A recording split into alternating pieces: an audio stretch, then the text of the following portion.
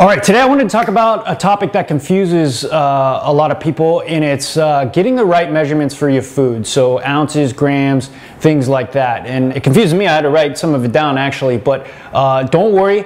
I'm going to try to simplify this whole process for you so you don't have to worry about it as much. But we'll go through it so you just see what I'm talking about here, okay? And let's start with protein, all right? So when you see protein measurements online, 4 ounces of this, usually people are talking about it raw, so the meat raw, uncooked. It's how you buy it in the grocery store, right?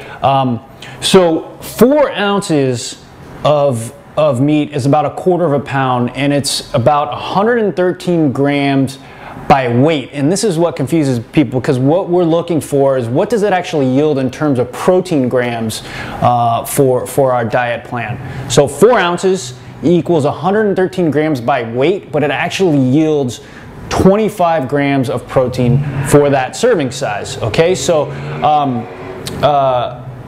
do I want you to sit there and weigh your meats? I know a lot of bodybuilders and fitness people will do that, but I just think it's unnecessary and it's inconvenient. And I'm going to give you a couple of shortcut tips now. One is just the eyeball method. Okay, so again, 4 ounces. Once it's cooked now, I don't want to confuse you, but 4 ounces once it's cooked, which is how you're going to eyeball it when you're eating it or out at a restaurant or something like that, it's about the size of a deck of cards. In more modern times, people will say it's about the size of an iPhone, okay? And I have 4 ounces of a chicken breast right here, right? So you can see about 4 ounces of a chicken breast is going to give you about 25 grams of protein. All right, now what if you need to eat 8 ounces? Well, you grab yourself 2 boobies here, which is great, and you have 2 4-ounce chicken breasts for your 8-ounce serving. Okay, and then another shortcut tip that I like to use